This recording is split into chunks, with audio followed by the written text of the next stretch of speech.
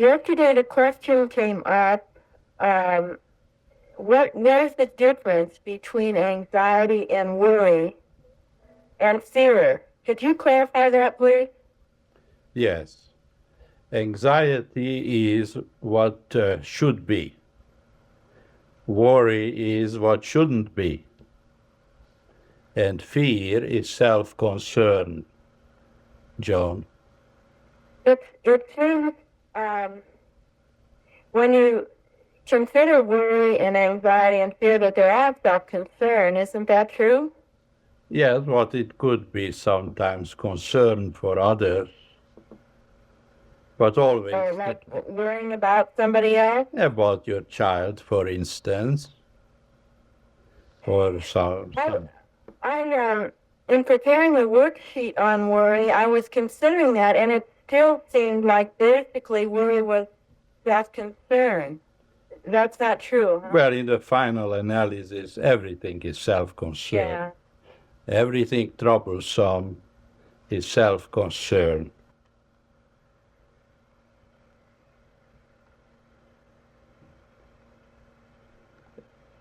Okay, thank you, Dr. White. You're welcome, Joan.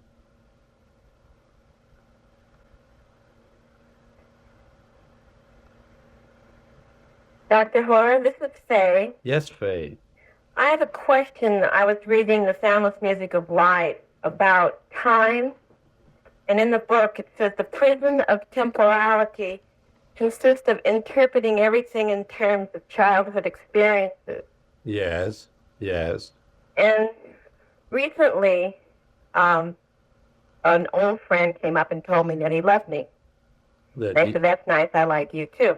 Yes. And he said, no, I love you. And from there, I've had a great deal of anxiety. I found myself basically going back to what I consider being a teenager when I knew this man. Yes.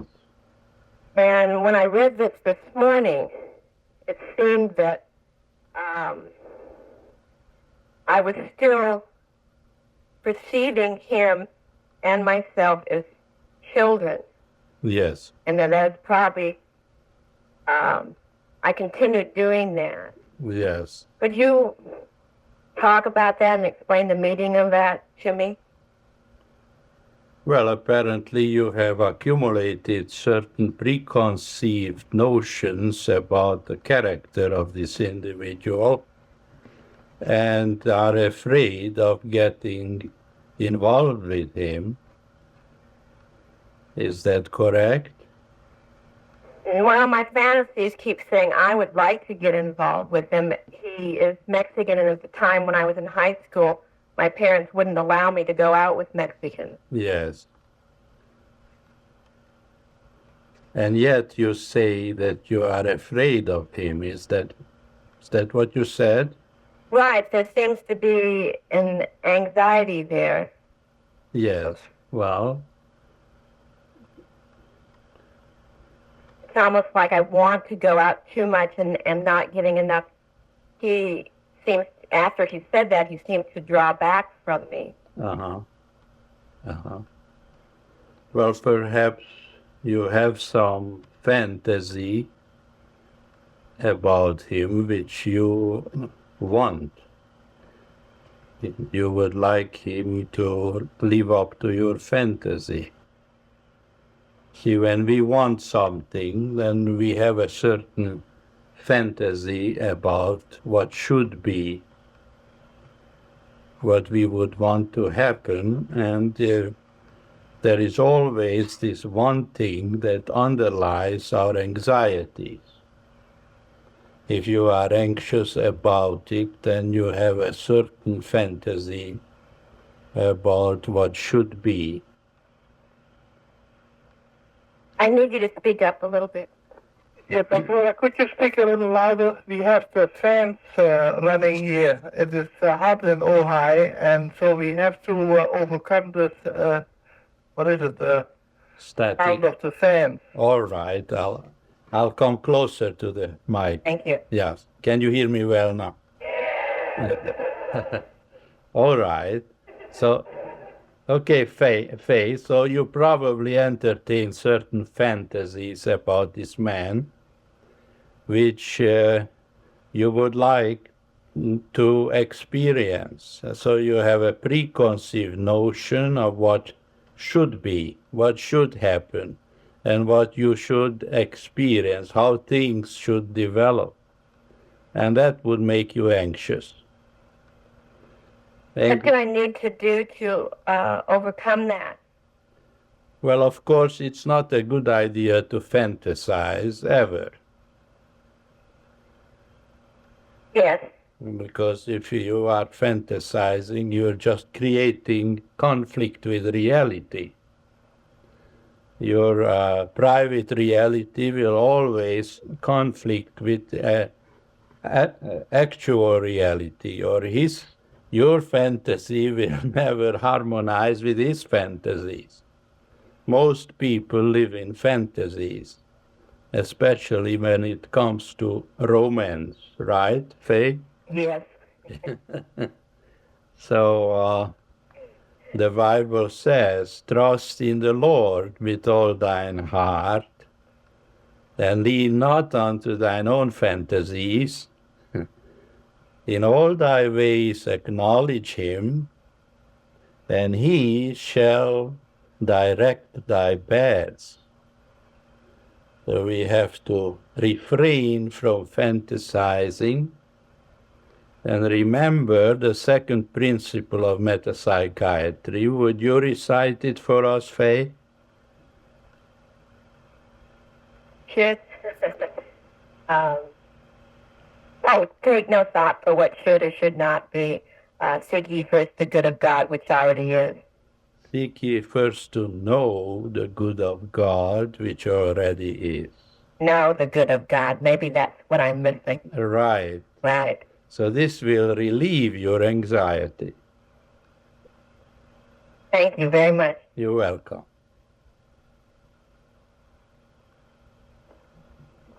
Dr. Roy, this is Jerry. Yes, Jay. In knowing the good of God, yesterday on Ann's paper of Healing of Anxiety, there's a statement in the paper that says purity of motive enables us to tolerate anxiety for as long as necessary in order that the meaning may be discerned. Yes. What's helpful in staying clear that our motive is pure while we're going through this anxiety? Yes. Is Anne present now? Yes, sir. Anne, would you please explain to us what do we mean by purity of motive? That sentence was a part of a statement that in which I had quoted some remarks saying that anxiety belongs to selfhood, and that students of metapsychiatry are interested in learning to be here for God rather than for selfhood. Yes. And therefore, it's that pure motive, the motive of desiring to be here, to learn to be here for God rather than for selfhood, that enables us not to run for the tranquilizer bottle, but to seek to discern the meaning instead. Yes. Yes. Very good. That's absolutely right. So if we find ourselves anxious, then the issue is not to relieve the anxiety, but heal it. And as Anne correctly said, the healing of anxiety occurs the moment we have committed ourselves to being here for God. And the Bible describes it this way: commit thy ways unto the Lord, and thou shalt be established. And we would add, thou shalt be established in the land of PAGL, where anxiety is not known. In the land of PAGL, nobody is anxious. Thank you, Dr. Hora. Does everyone know what PAGL means? Sure. Yes? Maybe there are some new people there who may not know. peace, assurance, gratitude, and love.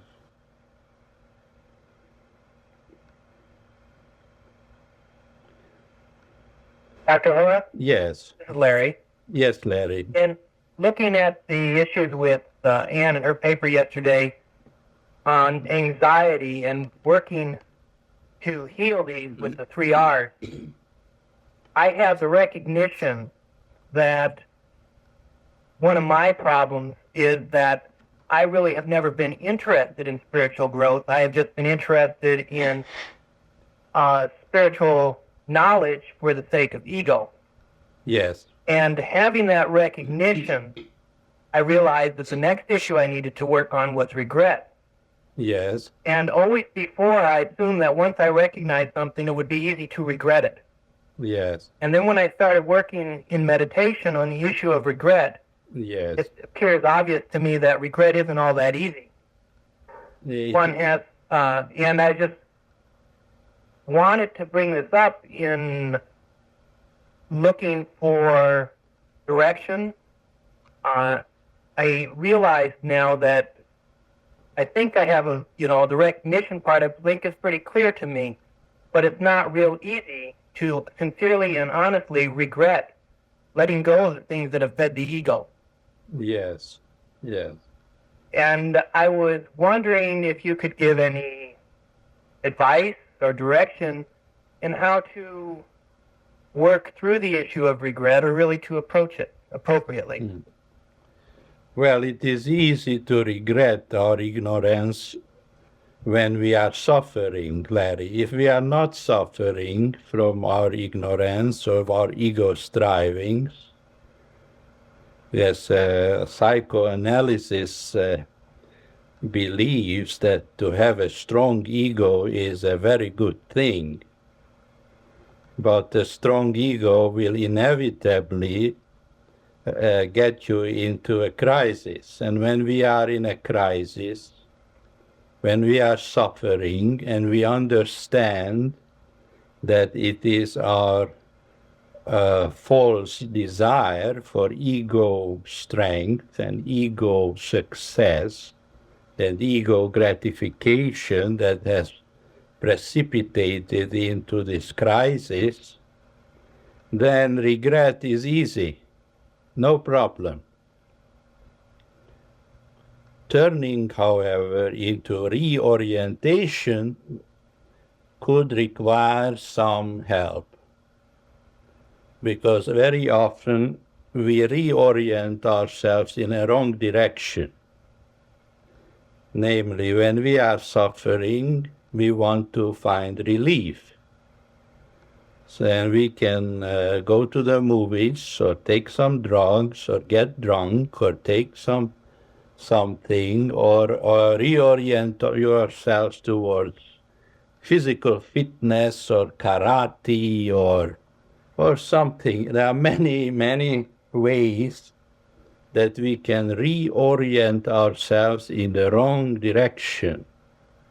As the Bible puts it, broad is the gate and wide is the road which leadeth to destruction, and many there are who enter therein. But narrow is the gate and straight is the road which leadeth to life, and few there are that find it. So, recognition, regret, and careful reorientation, making sure that it is the straight and narrow path of spiritual understanding, coming to understand our true identity as spiritual beings. This is the remedy to anxiety and ego problems. Larry, did you get it all? There was a little problem in the last sentence with the microphone system. Could you give me the last sentence again? Well, You're talking about narrow is the path Yes. for the true spiritual. Yes, when reorientation, we must make sure that we are reorienting ourselves in the straight and narrow path of spiritual understanding.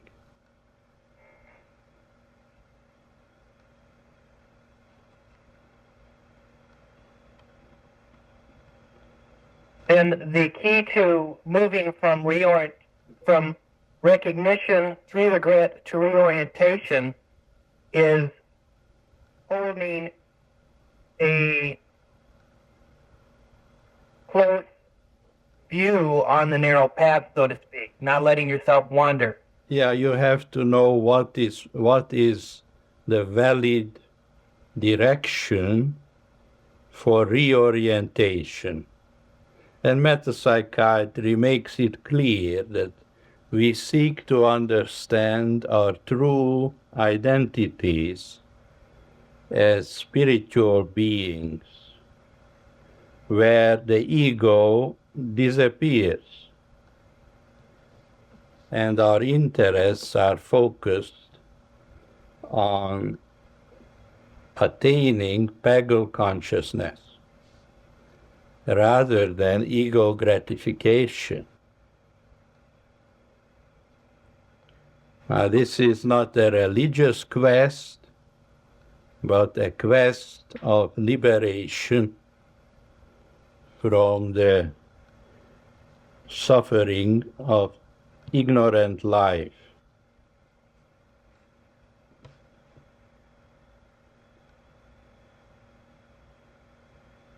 This transition seems to then, of course, require that one gives up interest in the ego gratification. Yes, and again we have here the issue that it is very difficult to give up interest as long as we derive some pleasures from it. But that never lasts, because pretty soon all ego strivings result inevitably in suffering. And so when we are in trouble, we turn to the two intelligent questions. And with the help of these two intelligent questions, we come to understand the meaning of the problem and also the solution, the healing remedy to it. And that's how we are being edified by our problems. Does that mean one has to wait till problems arise before one asks the two intelligent questions? Well, of course, you can study all the time, but until we are in trouble, we don't really take it seriously, Larry. It's just an interesting study. But it is through healing that we are really attaining a realization of the truths of Jesus' teachings. As you said that you were studying metapsychiatry, how did you say it, Larry, for ego? Or ego awareness in a self-confirmatory fashion, or awareness of spirituality to confirm the ego. The ego, right. That happens to all of us initially, until we see the folly of it, and then we have to outgrow it. Okay, thank you, Dr. Hora. You're welcome. Dr. Hora, this is Elizabeth. Yes, Elizabeth. One time when I had a scary physical symptom and I had been trying to work on it with spiritual healing, you told me maybe you're not ready for spiritual healing and to go ahead and go to a doctor. Yes. And recently I've had some skin problems, itching and that type of thing, and I hesitate to go to a doctor. At the same time, working on it spiritually hasn't really manifested in a healing. Yes. And I find myself torn between whether to go to a doctor or when. I don't seem to know what to do or how to work on it spiritually and go to a doctor. Could you clarify that for me? Well, I would suggest that you make an appointment with Anne or with Jan and try to understand clearly the meaning of your difficulty and give it a chance. And if it is still doesn't help you, it doesn't resolve it, then as a last resort, of course, you have to see a medical doctor. But give it more of a chance and try to really understand what is involved. And if I do go to a doctor, how would one continue to work spiritually? Well, of course, you have to understand that the doctor deals with the symptoms, and the issue will not be resolved. You can only hope for relief, because a cure is not a healing.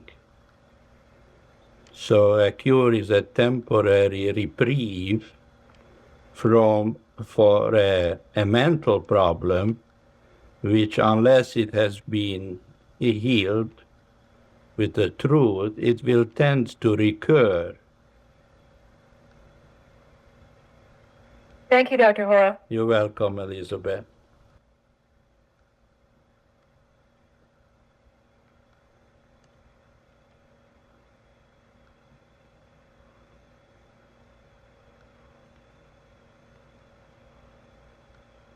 Dr. Hora, this is Joan again. Yes, Joan. In discussing anxiety yesterday, as part of the conference, something came to mind that seems to be, I was wondering if attempting to manage is a way of removing anxiety. Attempting to... Well, it seems like it comes up time and time again in my life. I notice myself managing things, managing my kids, and wherever I am, that seems to be a temptation always to try to manage or try to. That's really the only word I can think of. Yeah. Now, hopefully, to kind of take charge and think that I know what other people should be doing and directing and so forth. Is that anything to do with anxiety, or is that something else? Well, it is sounds very much like what Larry was speaking about. It is expanding our ego functions into spiritual information, using information about spiritual truth to increase the power of the ego or the personal mind. And this is nothing but sort of using the ego to control our circumstances. Well, when you are here for God, when you understand that you are an emanation of God, then you understand what Jesus meant when he said, "On mine own self I can do nothing. It is the Father in me that doeth the works." So God is really the manager, and we are instruments of divine mind's managerial wisdom. So you have to remember who you really are at all times. And this right self-identification will make you an instrument of divine mind's managerial wisdom.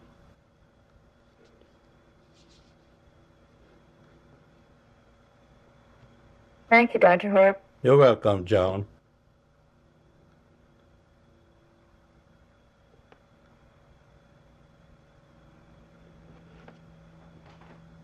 Dr. Hora, this is Bible. Yes, Michael. Yesterday in Jan's presentation, he covered a paper given by Charles and Gorgie And one of the statements that Charles made was that the existential fear of non-being lies underneath every specific fearful experience. Yes. That constitutes every self-confirmatory experience, or just essentially a fearful experience. No, existential anxiety underlies the compulsive urge for self-confirmatory ideation. You see, we are forever doubting our existence. If we were sure that we exist, then there would be no need for self-confirmatory ideation, which is a universal problem until we understand that we are living souls and therefore immortal. So that means that non-being is not an issue anymore. We're not afraid of non-being because we understand that our being is eternal, hid with Christ in God. Well, in a specific instance of self-confirmation is in relationship to time. I've noticed that I'm constantly preoccupied with time. Yes. What's the meaning of that in relationship to existential dread? What is non-being there? Well, that may not be connected with existential dread. Perhaps it is just connected with the idea of performance. You have to perhaps function or perform certain duties within a certain time frame, which may then fill you with anxiety because you want to do it in a certain time frame. And the problem is then wanting rather than existential dread. But underlying that, if I don't get what I want and I'm not confirmed, then that would still point back to the non-being. Well, that would perhaps point back to a fear of not being what you want to be. Thank you. You're welcome.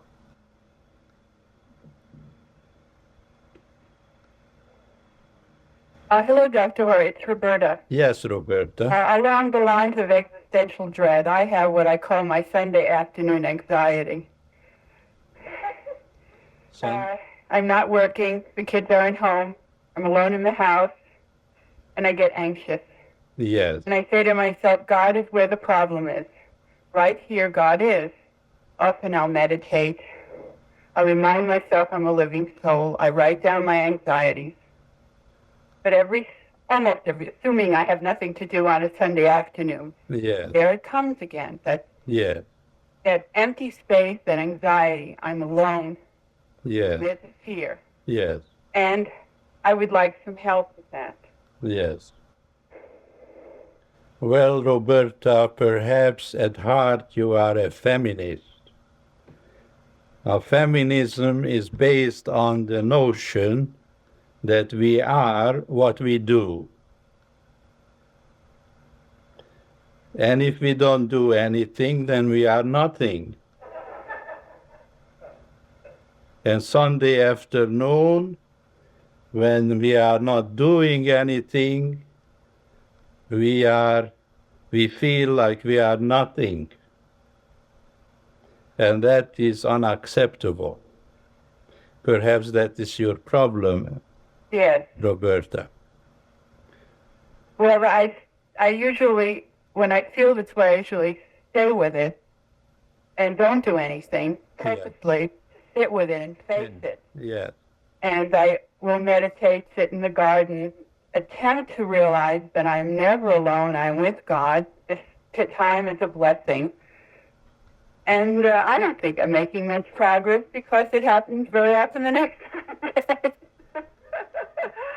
So it's a question I have to understand the issue of being rather than doing. That's right, of course. I apparently don't understand that. Well, apparently, if it's Could you give me some more wisdom? What would be helpful? How you doing? Well, consider this. Excuse me, I didn't hear that. Consider the following. Okay. And many, because whatever qualities we cherish, we manifest. And so, we are not what we do, but we are the qualities which we cherish and which we manifest. And if we manifest spiritual qualities like love, intelligence, then that's what we are, and that's what God wants. So those moments when I'm anxious actually are moments that could bring me closer to God, because those are the times where I could, because I'm not doing, I could consider being. Right. You have to remember that you are not what you do, but you are the qualities which you manifest. Right. Thank you very much. You're welcome. Dr. Hora? Yes? Is it on? Oh, Dr. Hora? Yes? Yes? Go ahead, Dr. Hora. Laura, yes, Laura. Along with Michael was saying, I seem to feel a lot of anxiety about getting things done. I have a lot of deadlines in my work, so forth. And a lot of it's caused by my own procrastination. Is there a meaning to procrastination? Well, procrastination, of course, there is a meaning to everything, Laura, as you well know. Procrastination must have a meaning too. Well, in terms of this existential dread or anxiety. No, it has nothing to do with existential dread. It has to do... I'm trying to figure out where it comes from in my It may have to do with your attitude towards performance. Perhaps you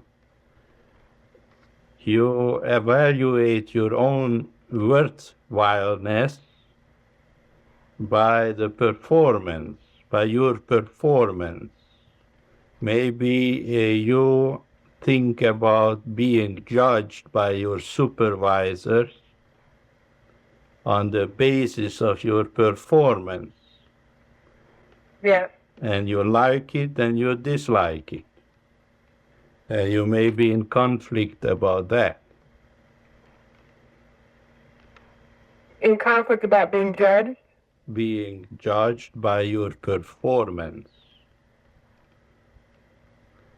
And what do I need to see there? Well, you are not your performance.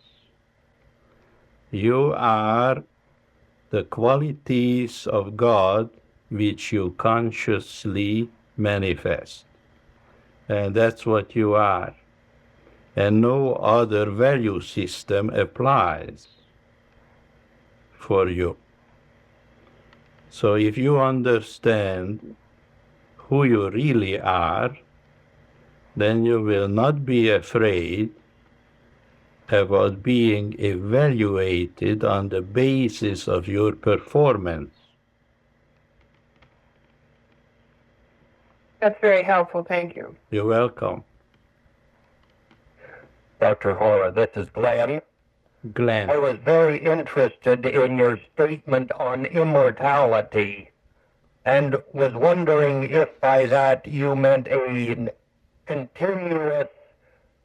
continuation of individual consciousness as the form of immortality, or if you had something else in mind when you made that statement. Well, the living soul, which we have explained on a previous occasion, and which you can find in the paper on spiritual maturity. If you haven't seen it, Jan can help you to find it. Now, the living soul is never born, it never dies, and it is hid with Christ in God. It is a non-dimensional entity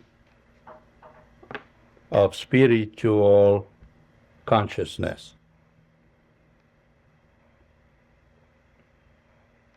So by that I'm hearing then that it is totally separate from individual conscious continuation as perhaps in reincarnation. Right, we are not sure about reincarnation, and we don't claim to know that. My particular interest is that so many religions teach immortality, and to me the concept of the continuing individual consciousness is really one of the greatest self-confirmatory carrots on the stick to keep people in line that I'm aware of. What would be your thought on that? Well, Glenn, as you know, metapsychiatry is not a religion, but it is an endeavor to understand reality. And this is as far as we have gotten until now. And if you would like to understand how we got here and how far we have to yet go in our understanding, I would suggest you read those papers and listen to tapes which we have already accumulated, Glenn. You'll get a clearer picture of the metapsychiatric understanding of existence in the context of infinite mind. Thank you. You're welcome. Dr. Hora, this is Annie. Annie, yes. From San Francisco. Oh, yes. In relationship to wellness, mother, Dr. Hora knows. Yes, I know. I remember you. In relationship to wellness and health, I realize that I've had some anxiety relating to my father, who is 88, and with whom I do spend time whenever possible. And I see the aging process happening, and I'm wondering about aging and the natural wear and tear on the body, and I see his discouragement in his inabilities to do the things he used to do. And I would like to understand a little more how I can understand that and be of assistance to him. Yes. Well, aging is a phenomenon which is considered to be universal and inevitable. However, there are certain individuals who seem to be aging slower and more gracefully than others. So we can see that aging is a manifestation of unresolved problems. The more problems have remained unresolved in our lives, the more there will be a phenomena of aging. Well, if your father is 88, that is a respectable age, and you can be grateful that he is well enough to have this longevity. Now, you cannot hope to stop the aging process, but you can mitigate its complications through prayer and loving care. I don't know what else you were hoping to hear from me.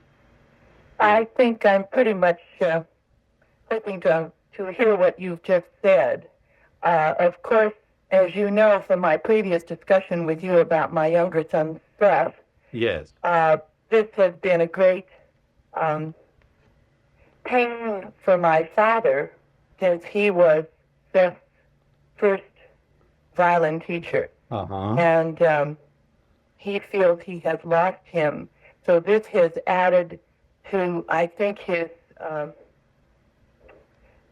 great troubles right now. I see. Otherwise, he's remarkably well, I must say. Yes. So that's where I think my biggest concern is in relationship to that. Yes. Well, perhaps you could reassure him that as soon as the elections are over, the boy will pick up the violin again. Well, I hope that's true, but I'm a little concerned about that. I think your discussion with Roberta regarding being rather than doing has been pertinent for me, because he's always been such a doer, and he feels as if he is just not able to do anymore, and that this is a great tragedy. Yeah, well, you could try to convey to him these truths. I will. Thank you, Dr. Hora. Bye.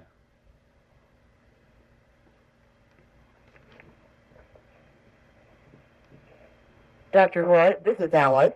Yes, Alice? I have a question regarding jobs. Oh, okay. They couldn't hear me, Dr. Hora. I have a question regarding jobs and changing jobs. I have been in my present job for 6 years and have an opportunity, possibly in the near future, to apply for a job which would entail a move across country. And I'm just wondering about my motivation and whether it is best to stay in my present position. I just am very confused about this at this point, and if I apply for this job and am chosen, I could not say no. So it would to apply for it would entail a certain. I would have to be pretty clear about my motives, and right now I just don't know. It would need a promotion also, and moving on in my career, and I wonder again about that.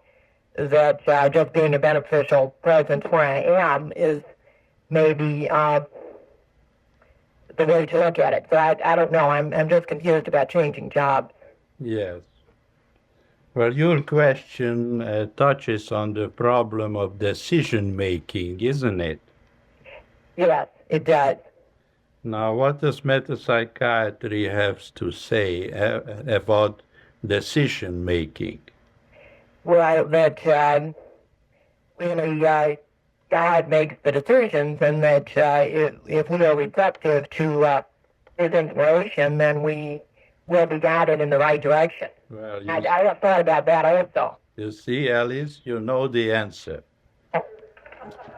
I just need maybe more meditation and more receptivity. That's right, Alice. Yeah, thank you, Dr. Hora. You're welcome.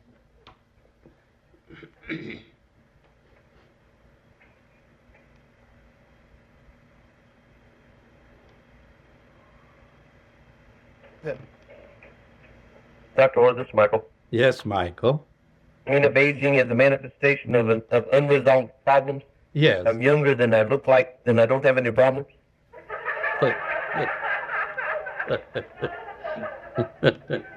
Well,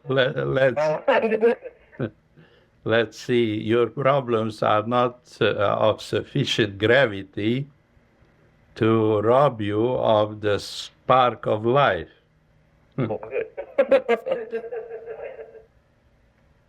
Yesterday in her talk, Ann mentioned the situation that Donut are anxiety managers. She said one's okay, but I can't have more than one, or I'm anxious. And I also noticed that I have a constant preoccupation with peanuts. So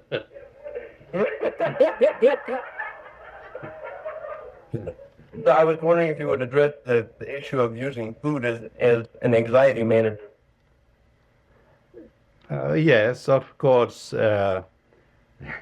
Your question sounds frivolous, but it is really a very important question because many people suffer from the problem of overeating or the inability to eat in moderation. So we may ask, what is the meaning of overeating or resorting to food as a tranquilizer? Maybe the peanuts are tranquilizers for you. And in that respect, it is connected with the problem of anxiety. Anxiety makes people eat. Now, what does eating do for us? Eating is ego gratifying. Now, if we are troubled over our value as persons, if our ego is hurting, if we lack so-called self-esteem, if we are not being appreciated, if we are not getting sufficient ego gratification through other people, then we may have a compulsive urge to gratify ourselves with food, with candy, or with alcohol, or if we are ministers, then perhaps peanuts.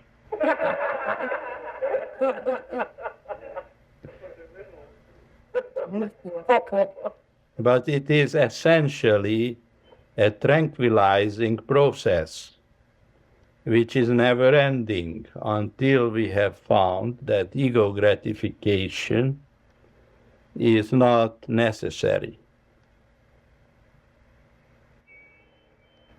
A minister works for peanuts.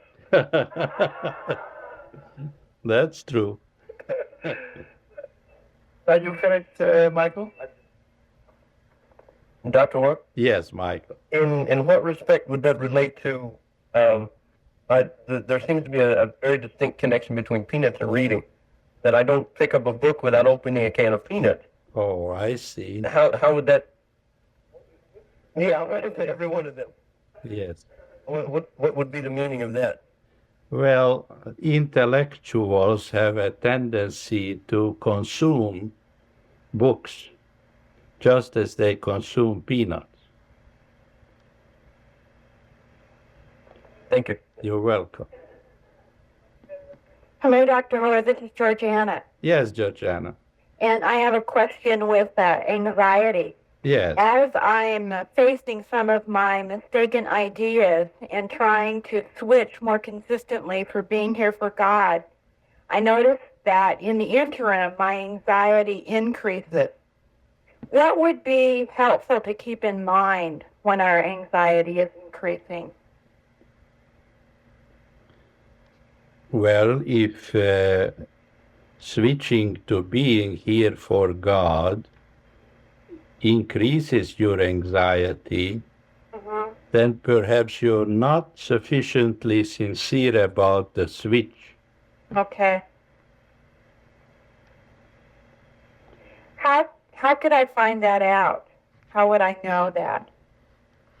Well, if you are sincere about it, just the thought of being here for God will give you a tremendous sense of peace and liberation and gratitude. So it means then at this point I'm not that sincere. Probably. Okay. How do you get sincerity? You get sincerity by being sincere. Okay. Okay, I think I remember that.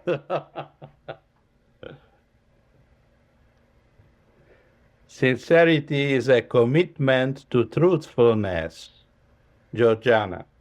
Okay. So when you say truthfulness, do you mean in understanding the truth? In expressing it.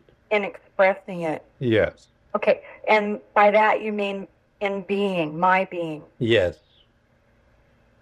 Okay. So, in other words, I really need to manifest spiritual qualities more.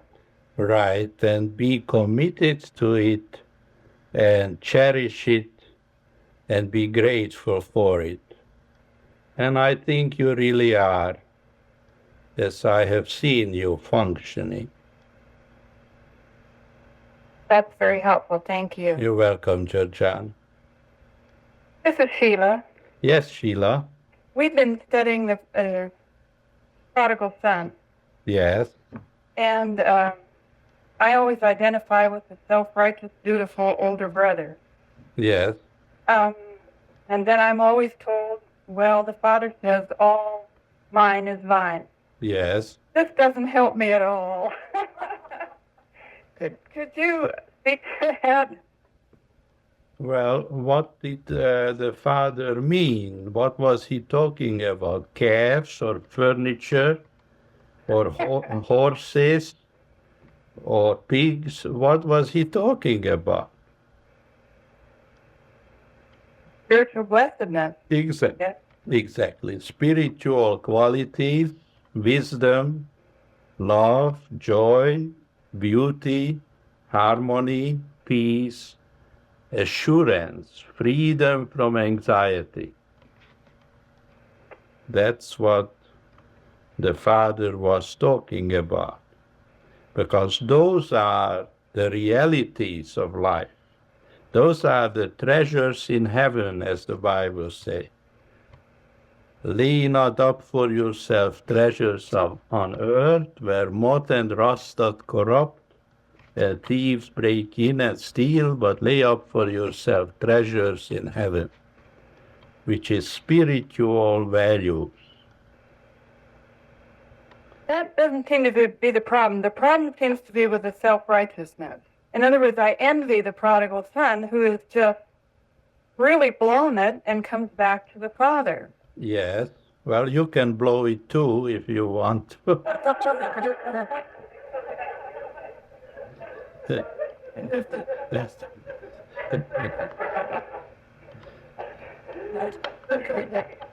I'm stamped. The Sheila. way I have blown it, I am bankrupt. Yes. But it doesn't seem like it's in the same. Yeah, right. Anne says I didn't enjoy it. That's true. Oh, darn. Sheila, what does it mean to come back to the Father?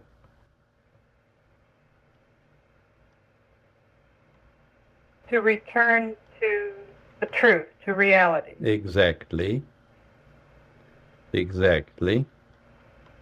So I guess it doesn't matter by what route you come. Yes. But it would have been more fun if. Thank you. You're welcome. I guess that answers it. Dr. We had a question more or less along that line. Yesterday, someone was asking, what is the self and how is it not real? And could you maybe explain a little bit what is the identity of selfhood as opposed to the identity that we have as the image and likeness of God? And how is it different? In other words, the image and likeness of God is not ourselves in a better way, an improved selfhood. And how exactly, what is exactly the difference between the two? Well, what we call a psychological self or physical self, Jan, is a misperception of reality. Namely, if we judge by appearances, and we all do that, it seems that we are individual units of matter and mind in matter. We are all entirely autonomous.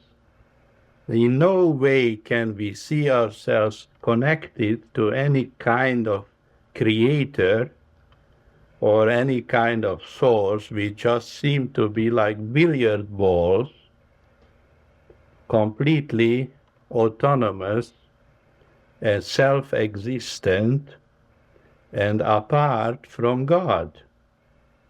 Yes. And this misperception gives rise to a very strong conviction that we are persons with running on our own batteries, and we have minds of our own, and there is no God.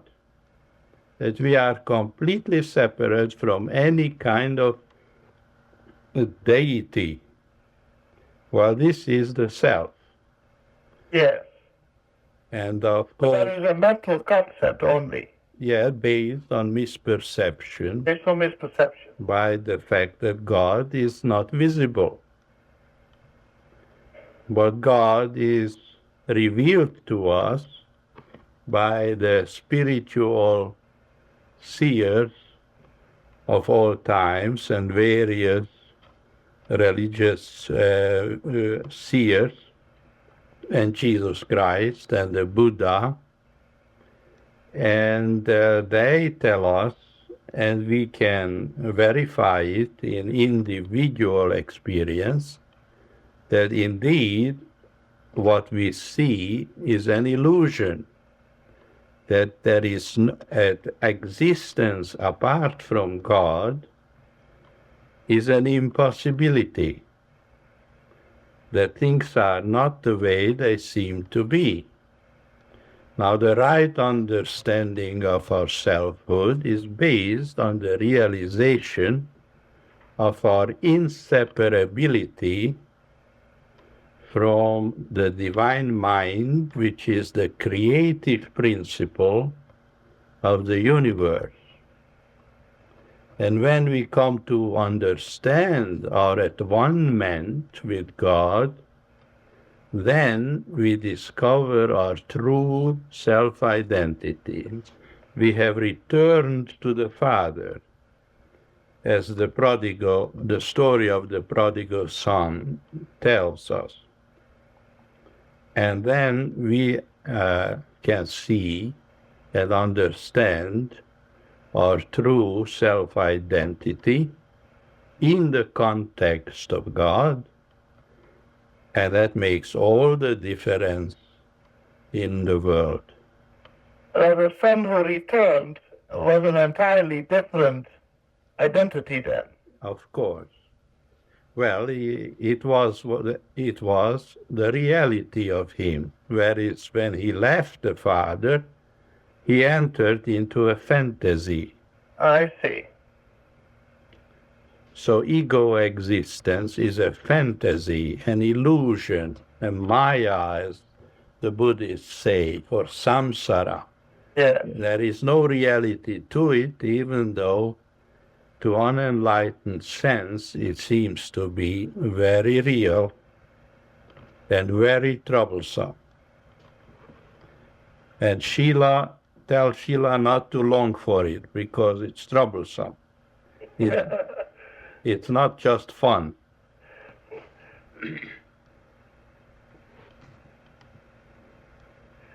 Well, since we have come to the end of our session with you, we have thoroughly enjoyed it. In the meantime, Bill came up with a device here to magnify your voice. Oh, that's nice. So we all have been very comfortable and we could hear you very well. That's wonderful. Thank you, Bill. Welcome. Thank you very much. Bye, everyone. We continue. Bye.